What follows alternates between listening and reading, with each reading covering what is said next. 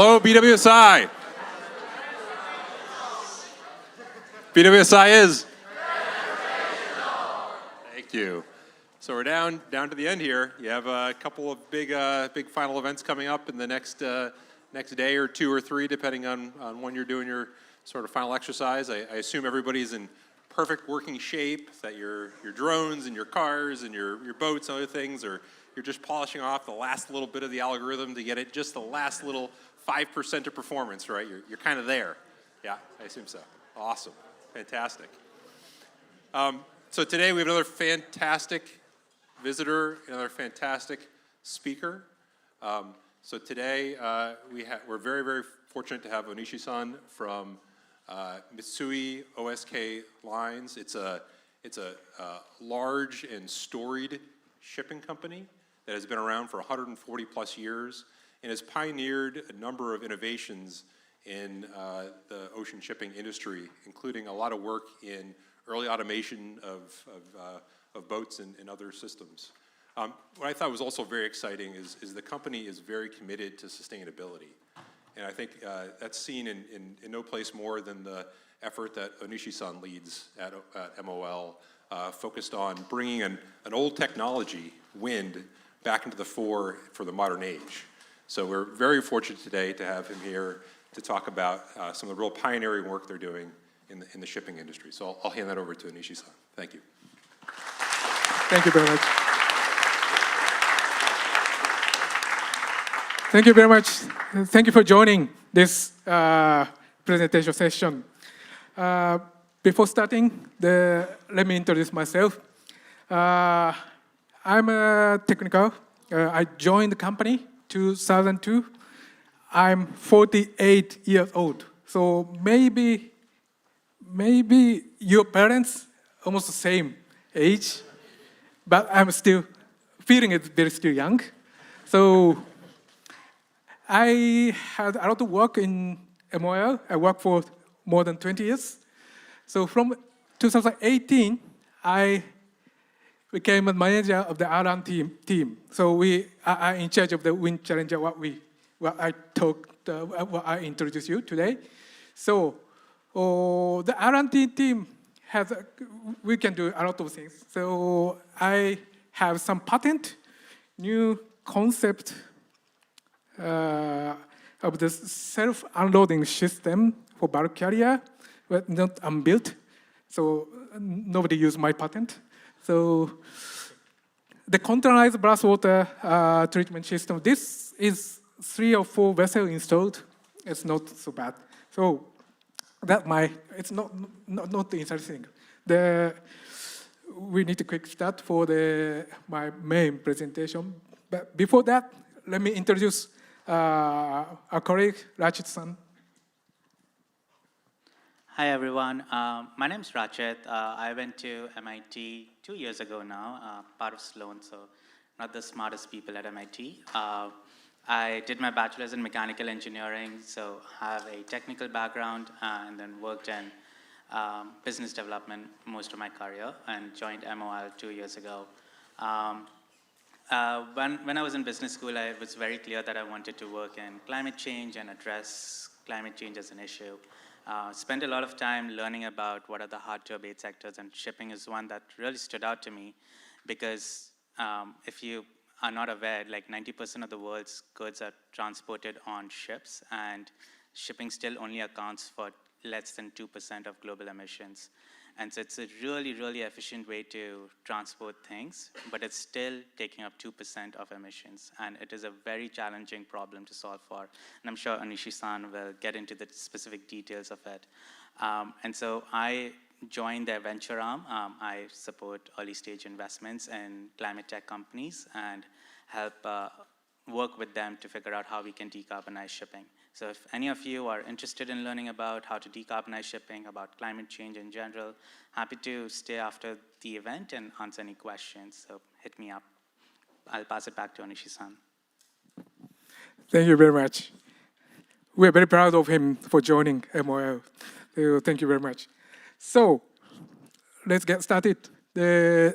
We are a shipping company.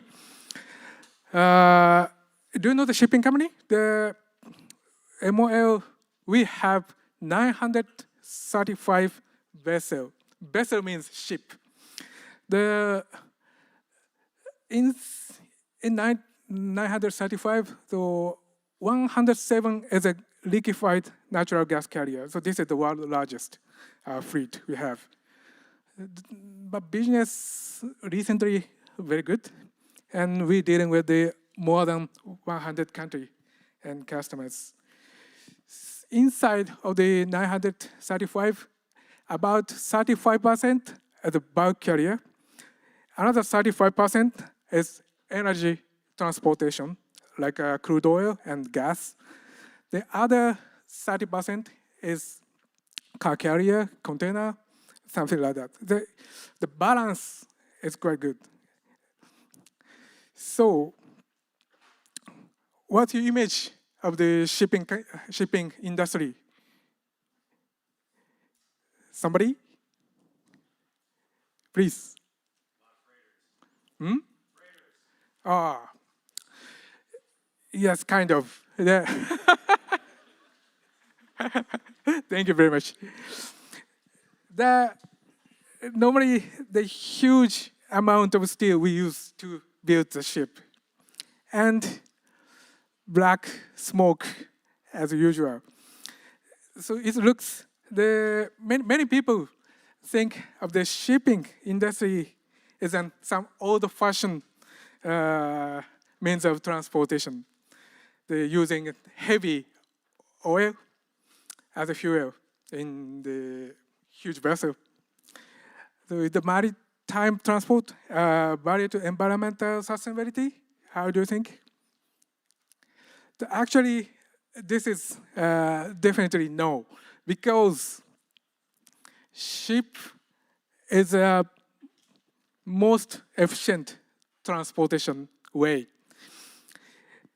This shows how much gram need to transport the 1 ton's cargo 1 kilometer. So ship 3 gram, only 3 gram. But aviation, the air transportation is more than 400 gram. So for unit-wise, the ship is very efficient transportation. But even so, we must further reduce the emission, and we need to reach to zero emission. Why? The ship is already very efficient.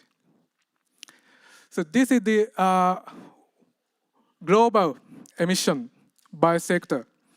So orange color shows the power industry, so power plant, the exhaust, the GHG a lot.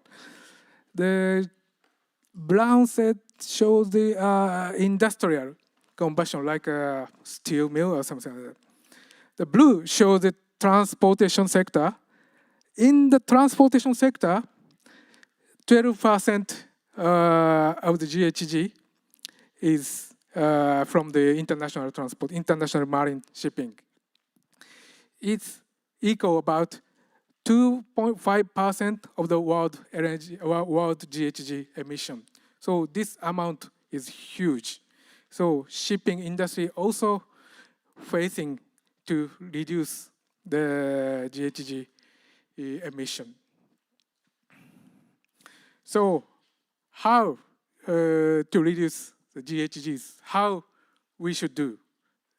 So somebody, please. More efficient ship. Good. Perfect. So some other opinion?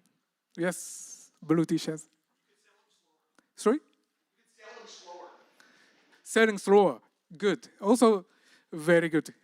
So we have two elements, ship and fuel. So change the ship, as he said, or change the fuel. So change the ship including the operation profile, so lower speed, also change the ship. So these two ways or combined together. So today we would like to introduce our the hard aspect of the hard. So change the fuel is also not easy, but today we focus on the change the ship. So let's look back the history of the ship. 18th century, 19th century, so wind or sailing is shipping. So change timing, the coal and heavy oil used as a fuel. The machinery side, so steam turbine to diesel engine. So ship is already always changing.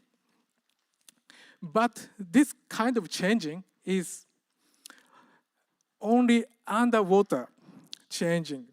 The history of the evolution, the changing of the ship is history of the underwater. Hull form, engine efficiency, and propeller, something like that. So let's see more detail. The propeller change shape, more efficient, and combustion efficiency also very important. And hull form, more beautiful, and bow shape it's also very important to hit the wave. So these are almost reached to the limit. We are now squeezing the efficiency under the water. Do you see the room for further improvement for the ship? Somebody? Please. Perfect. So, above the water is remaining. So we must use the above the water. Above the water, how? The wind. So, do you know the letter? This one, character. This is the Japanese kanji. So, the wind is the best candidate to use the propulsion power. I think this kanji is very cool, right? Yes? I have big tattoo on the back, this one. Yep. So this is our challenge. Ship with huge sail. We call that Wind Challenger for sustainable shipping. So today we would like to introduce this, our challenge. So this is the our second ship, sorry. The about 65,000 deadweight bulk carrier with one sail on the bow. She trading from Japan to North America. From Japan to North America, carry the steel scrap. And from America to Japan, she carry the grain. So this is the, looks like that. It's working automatically according to the wind direction. And up and down also automatic. So this is our second Wind Challenger ship. The first one is already operation in 3 years, about 3 years. So this one delivered last year. So this mechanism is quite unique. This shows the here is a lifting motor, 4 and 4. The telescopic mechanism is the lock and pinion gear system. Lock and pinion, do you know that this one quite simple mechanism. One pinion gear and lock. So rotating move to straight move. How it works? The upper 4 motor lift the top sail, and second 4 motor lift the second sail. So it's quite simple. The ship, most important thing for ship is simple mechanism. So complicated mechanism has the risk to broken. So simple is better. This is a throwing, the rotating mechanism, also geared system. The 4 electromotor with the pinion engaged with the big throwing motor, throwing gear. By the way, do you know how the cell generate the thrust? Somebody play yacht, doing the yacht? Ah.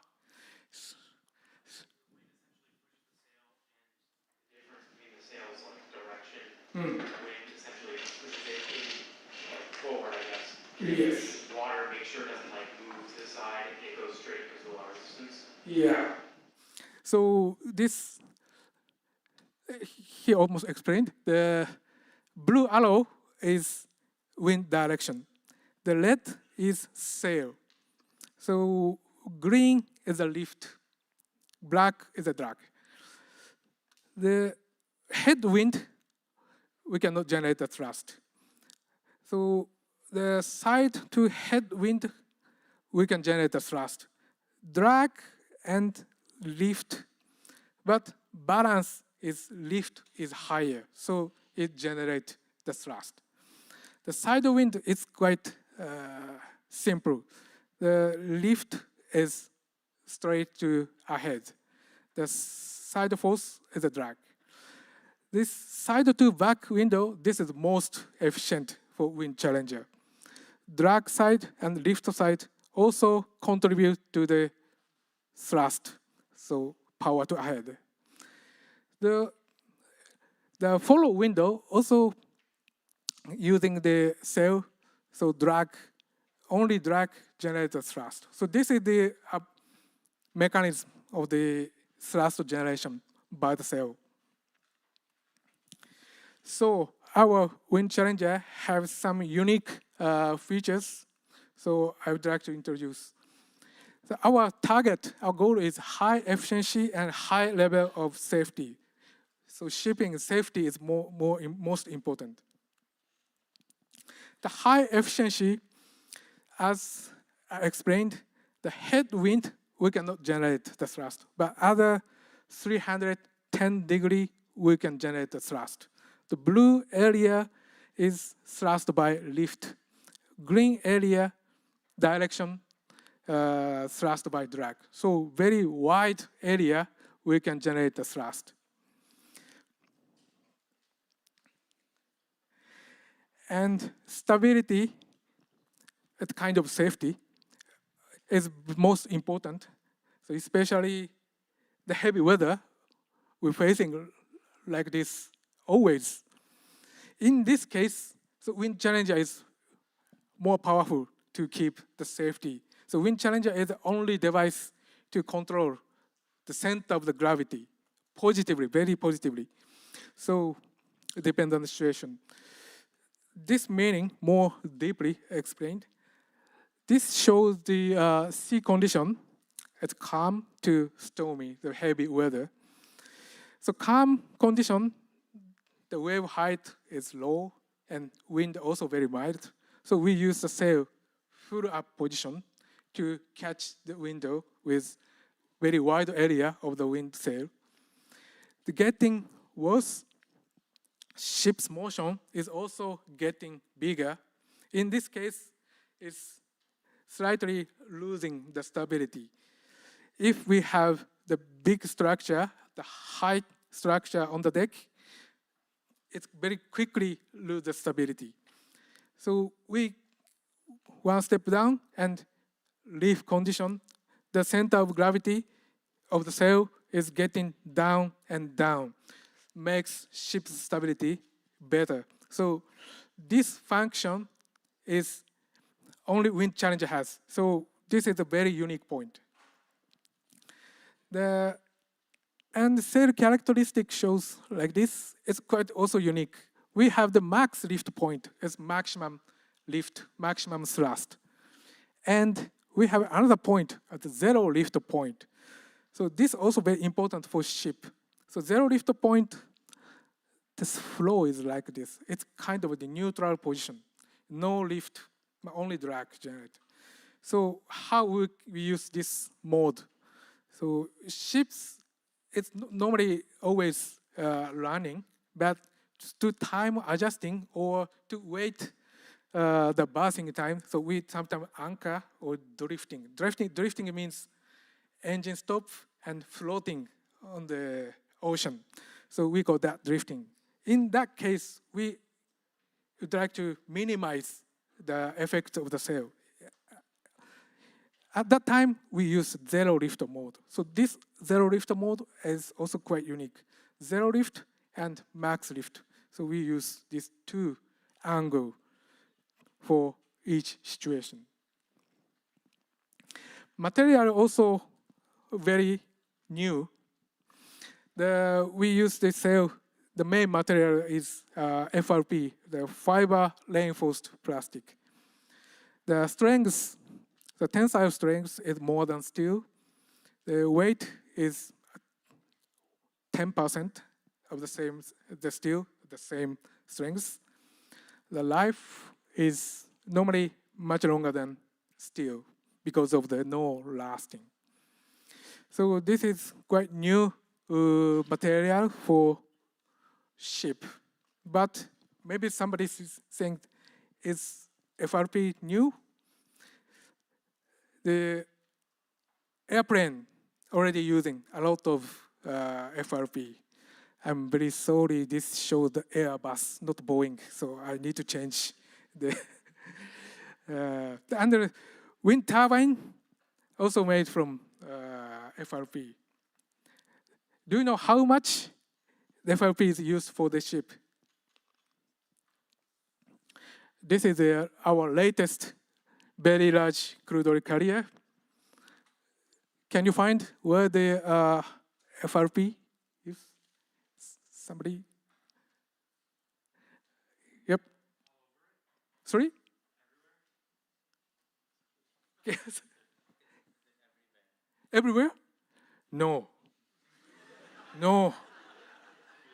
If so, I don't make a question.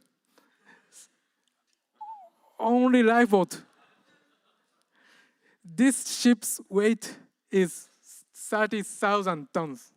Means 30,000 tons of steel used for build this vessel. But FRP is only 3 tons. So for shipping industry, FRP is still not popular material. So this large-scale application of the FRP is also very challenging to shipping industry. So this is the FRP. For efficient and safe operation, we develop not only sail, the control system and weather routing system. The control system is not interesting, so we introduced the weather routing system today. So this is the actual screen of our weather routing system. So it's difficult to see. Here is Japan, here is North America. This is the Pacific Ocean. What is weather routing? Normally, ship is going on this red route, so we call that great circle route. It is shortest distance from Japan to North America. But for wind propulsion device, this is not best route. Our weather routing system suggests this route because you can see around here is a headwind. Here, no wind. But this route, here side wind good, and here to here follow wind, here to here also follow wind. So for using the wind propulsion device, so this route is much better than conventional route. So this routing mechanism is not our conventional navigation technique. So our weather routing system suggests this new route to our Siemens. So this also very efficient. So let's say this route and this route, the energy efficiency is 5 to 7% different. So it means if we choose this route, 5% energy saving. So this is also new technology, still developing. Big data analysis is necessary. So this by using the Wind Challenger, so this is our achievement. So average saving is 70%, and peak saving is more than 30%. So 70% energy saving, how do you think? Is it big or small? This is the shipping industry. It's unbelievable figure to reduce the fuel saving. So 70% means the power conversion is about 1,300 kilowatt power. The 30% case more than 2,000 kilowatt. It's almost small vessel main engine power. So it's quite brilliant achievement. So nobody says, so I say the brilliant achievement. So what next? So we start this Wind Challenger development in 2009. Then we built the first onshore test device, 2013. And first one, Shofumaru, is 2022. This is a kind of prototype. The 2024 Green Winds, the promotion movie, you saw that last year. And next year, we will deliver 2 energy ship with 2 sail. So this also very challenging. But more, 2 sail is good, but it's only 10 to 12% saving. But our target is 0 emission. So how we need to do? We would like to install more sail, but at this moment, we have very strict rule. We call that SOLAS convention. This is the SOLAS convention had a lot of rules. So one of them is visibility from the bridge. So 2 sail configuration, the sight from bridge is like this. If we put the sail more, how the captain feeling? So like this. So SOLAS convention never allow that. Simply 2 sail is a maximum on this conventional ship. So we need to change the ship itself.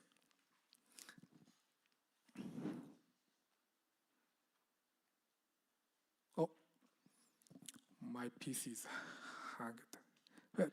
This is our new challenge. The bow bridge and with multiple sail. So visibility is no longer a problem. I'm sorry, my PC is freezed.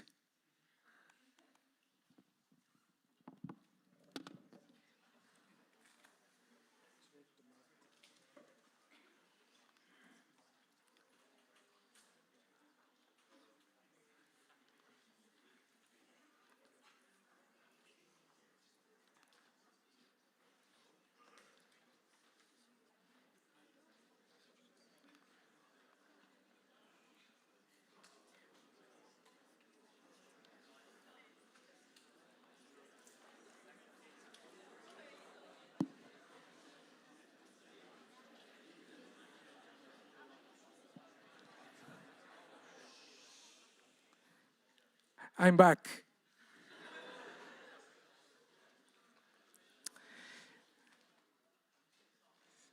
So I start with this slide. So the ship is rotating. So I would like to show you this one. So this is our new design. We plan to build this new generation from 2029. This is also very big change of the shipping industry. So we are moving forward with this kind of innovative ideas. So wind is we already doing. So, but for you, good information we have. There are still room for innovation in shipping sectors. Do you see? The left is the Columbus ship 500 years ago. Right-hand side is our latest 21st century ship. Almost looks very different, but some part is the same. Somebody, shape is, yes, almost same. But my point is a little bit different. I'm sorry. Another one? Yep, please. Yes, size also different. So, but other, yep.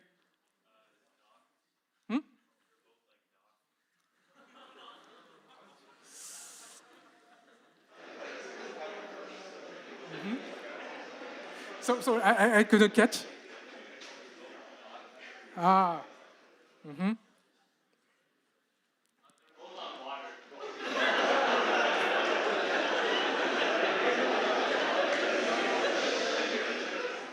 Interesting. Somebody? Yeah, please.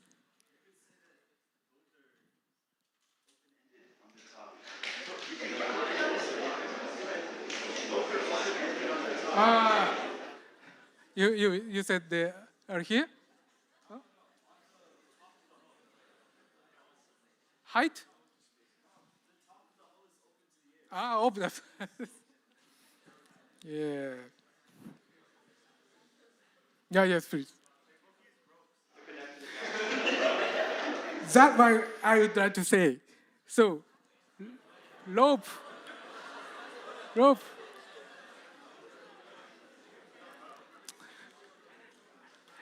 You're laughing? But this is very important. So mooring. Mooring is one of the most dangerous work on the ship. But this mooring mechanism is not changed for 500 years. The rope work is still doing by ship's crew, sometimes injured. So this is the sheets or needs of the innovation. So if you have some good idea, please ask Rajit-san. He invests you. He has a lot of money. Yeah. So the last slide. There are still. You can forget me, but please remember, there are still room for further innovation in the shipping industry. Please join.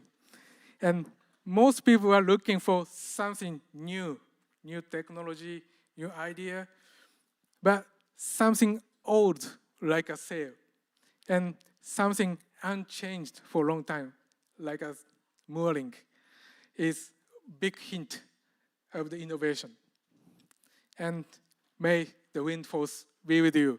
Thank you very much.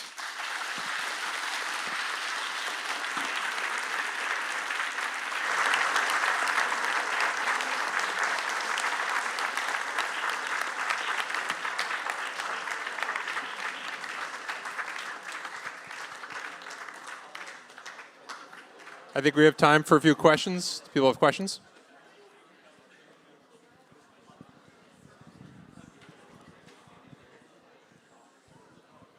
Thank you so much for your talk. My question is, Given the savings on energy with the wind system, what kind of economic savings can shipping lines expect if they were to operate these kinds of ships?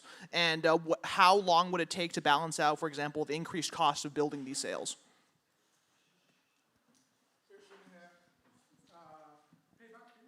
Yes, time to pay back the building of the sail compared to the fuel cost. So this wind challenger it depends on the ship size, but about 6 to 8% fuel saving. Sorry. About so 6 to 8% fuel saving means about payback period is about 8 years. The ship's life is bulk carrier is about 15 years, and more expensive ship like an energy carrier is about 25 years. So 8 years payback, 8 to 10 years payback is not so bad. Thank you very much. Another question? Thank you. Thank you so much for coming here today. This kind of builds on the last question. Currently, do your projections that you just said, 8 to 10 years, does that follow the same sort of cost that it takes you now, or does it sort of operate under the assumptions that you'll increase like your scale? I couldn't catch what you mean. I'm not native, so please speak more slowly. Sure. So right now, you mentioned that it takes 8 years, or it would take 8 years for a company to make back the costs. Is this currently, so is that estimate based on like your cost to manufacture these sails right now, or would it be under the assumption that, 10 years down the line and you wanted to make like, 1,000 sails at, scale, that would be a lot like lower, and then that would be the 8 to 10 year estimate? Yeah. So you mean the cost side, cost of reduction is also important. So as you said, if we produce more than 100 or 200 sales per year, cost is dramatically down. Then payback also shorter. But we try to commercialize. Still R&D stage. So now we are starting for more commercialization. So, but I think this is very good. So maybe, yeah, we can commercialize this one. All right, so we'll do one question on this side before switching over to virtual. Hello. Oh, hello. So I noticed on the ship, like the image of the ship you gave us, that 3 sails were on one side of the ship and 1 sail is on the other side. What do you? How do you plan on like combating like the weight distribution? So you mean the position of the sail? Yeah. So there's some reason. So side-by-side configuration is just for visibility issue. So sometime the series location is also good. But ship for bulk carrier, the center of the ship is a cargo hold. We cannot touch because that space is for customer. So some area only we can use. So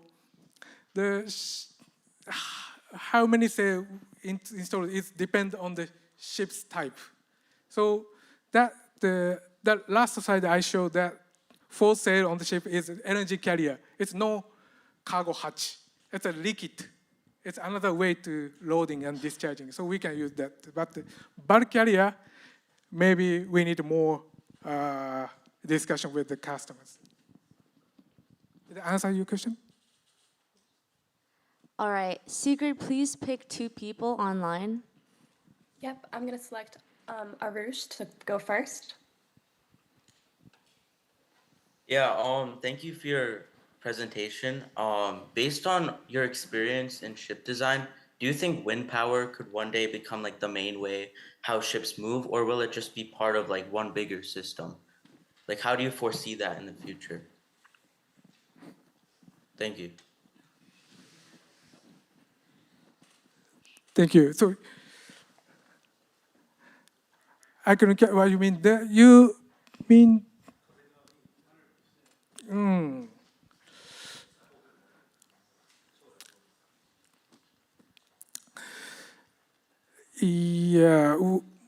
I'm a Wind Challenger project manager, so I hope the wind propulsion should be the main propulsion device, but we cannot control the wind. So that is the problem. We can use the weather routing, but we cannot control. So the customer requests some punctuality. Maybe the wind propulsion is maximum half or 60%. The remaining 40% should be used the engine. So that's why we use the wind propulsion and change the fuel. So together, the combined use to achieve the zero emission. Thank you very much.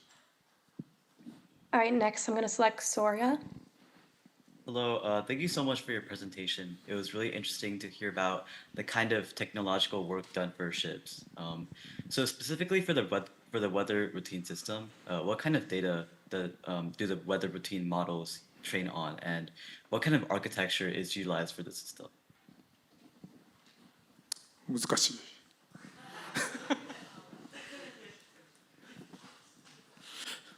Listen.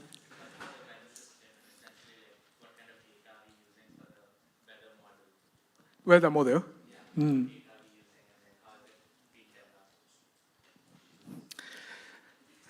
Weather routing system had two elements. One is the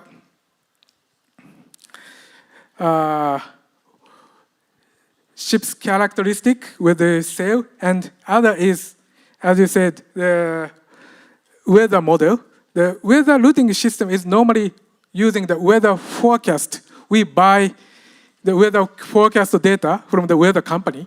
So, but all of the weather forecast company, the reliable forecast is 2-3 days.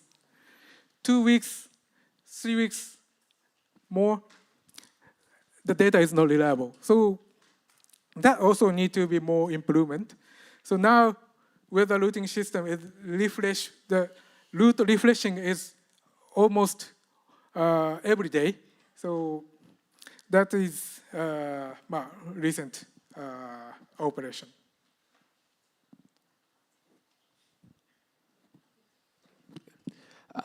So I had a question, like, with the way winds are often seasonal, will these ships, if they make up, let's say, a part of a fleet, will they be shifted between different routes throughout the year in order to optimize and like take advantage of as much of the wind power as possible? Or how will that work? Or will they stay consistent in the routing?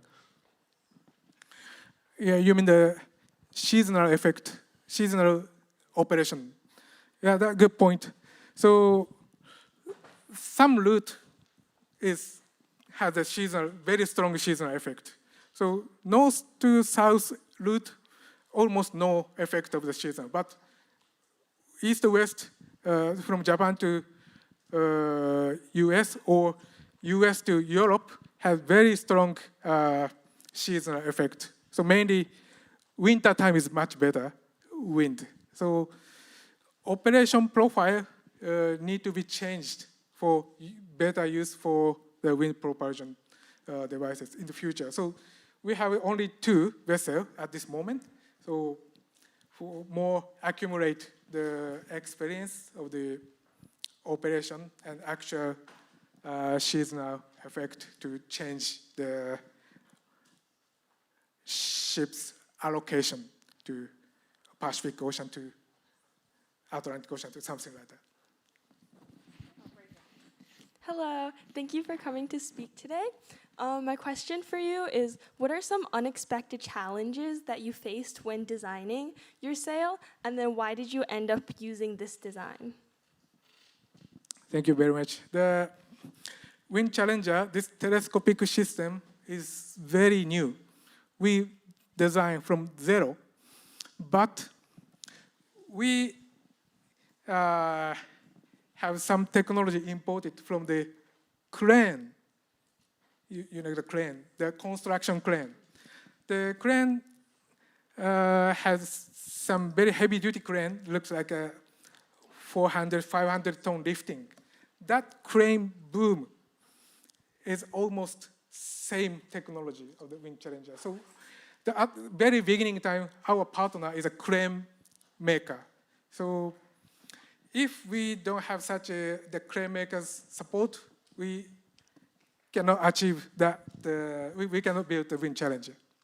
So this is the very difficult point and an achievement. The crane is always lifting load in the same direction, but sail is 360 direction. So load direction is different. So this is different point of the crane and Wind Challenger. So that point is the main issue of the Wind Challenger. Thank you very much. Did you want Rajit to speak now, or more questions? We'll do one more question on this side before switching over.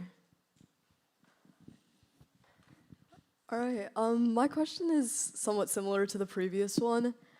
I was wondering when a lot of the older wind power ship technology is based on more fabric-based sails, why you decided to go with your Wind Challenger approach, and what kind of got you from older designs to what you have now.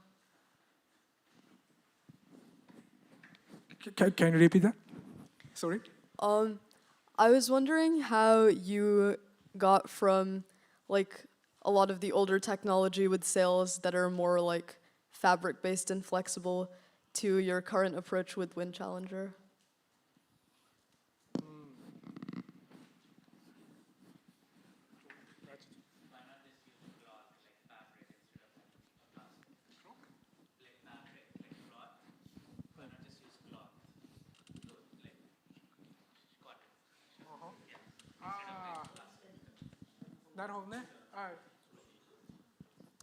Sorry, you mean the soft sail? Yeah. Good question. Why yacht using the soft sail? Do you know? You don't know, eh?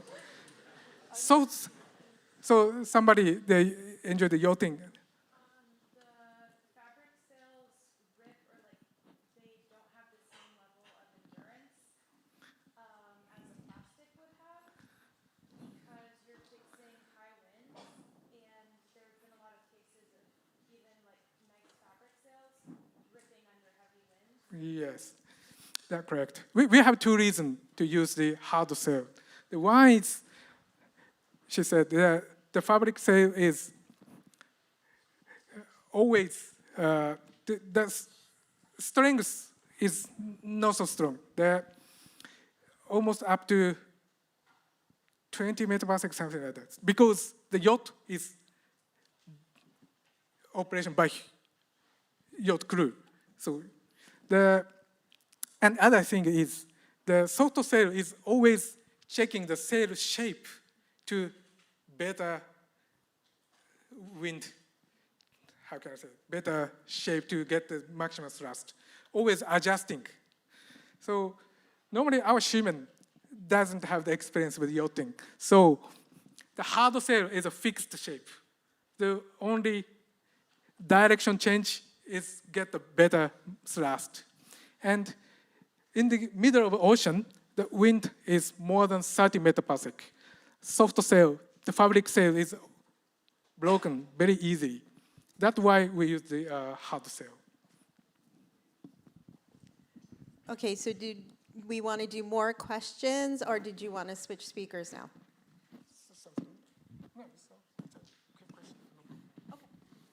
So we will do more questions. I have one right up here. Sigrid, if you want to get a person from online for after this question.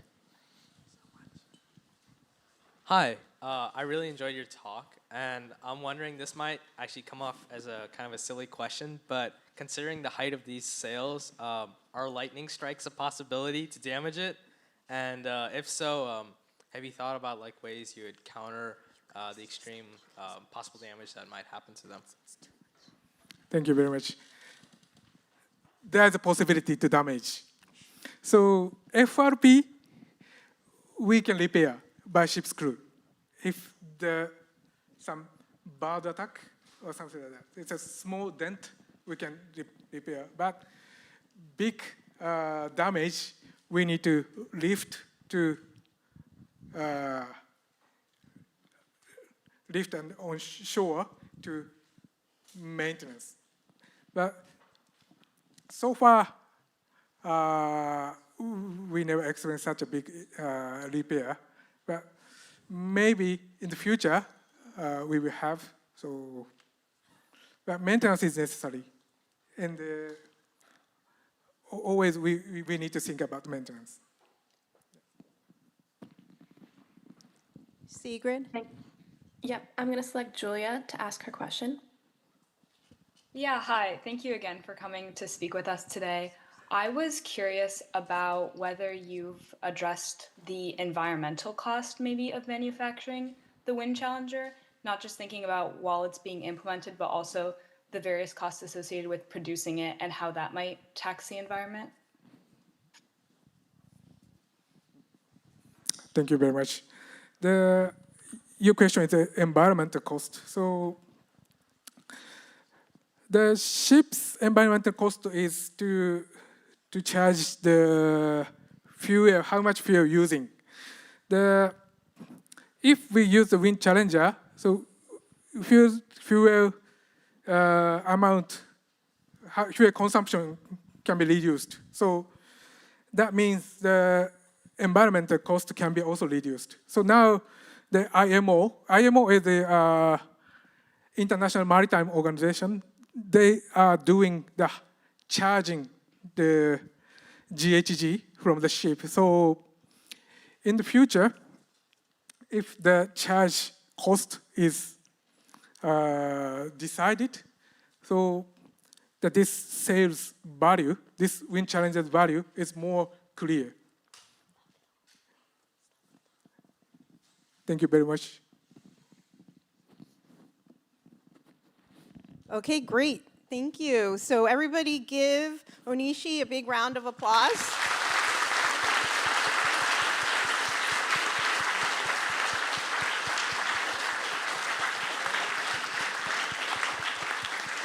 And we have a couple of students from our AUV class who would like to present you with a t-shirt.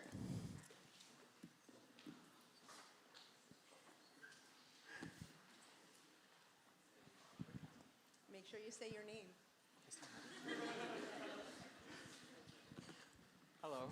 So we are are Aryav Aryav Das Das from AUV.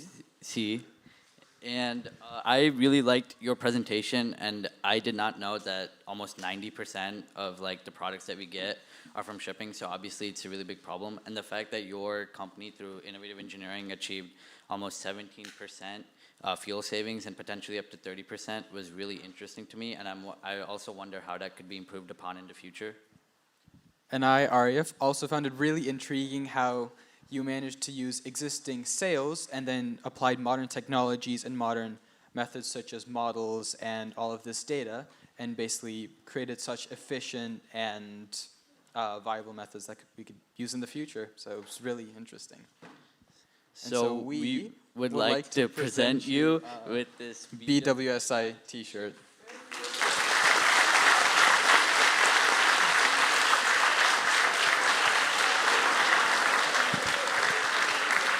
Stand next to him so we can get a picture.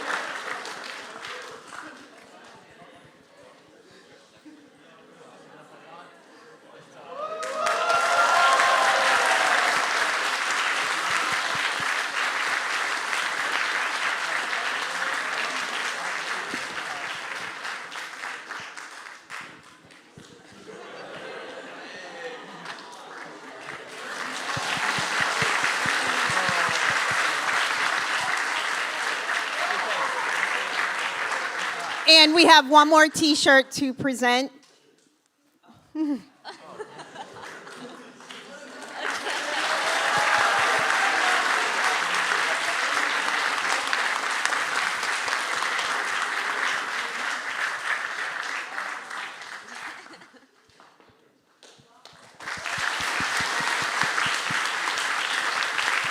And we would love to invite the team from Japan down. So if the team from Japan could come on down, we'd love to get a picture with you all.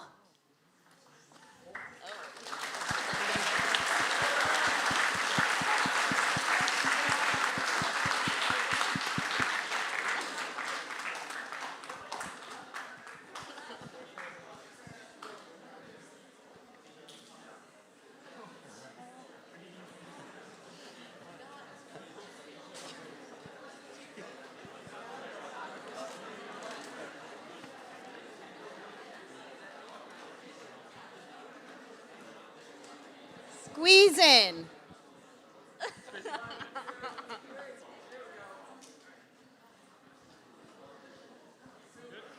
Great.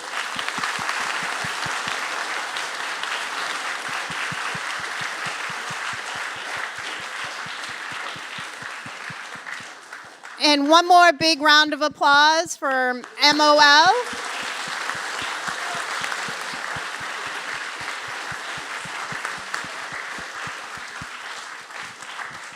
And so now we just do some announcements to the class. So just a couple of announcements. So everybody's ready for Saturday. As Scott said earlier, all of our stuff's running perfectly. Well, you got like 24 hours to get it running. No pressure. So just a few notes about Saturday.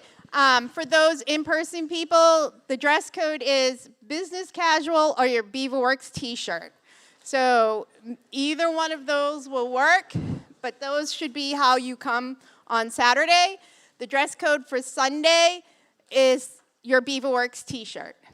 So if you don't have one or something's happened, just let us know. Tell us what you do have and we'll help you out. And I think that's it. Was there anything else? It's gonna be great.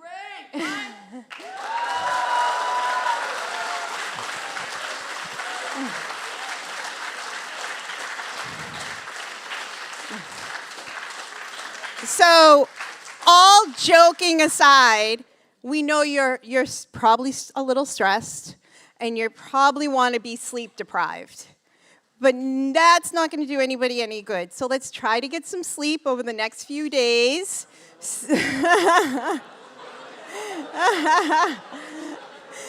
That goes for staff as well. We need you guys not sleep deprived as well. So now we can dismiss students. We will start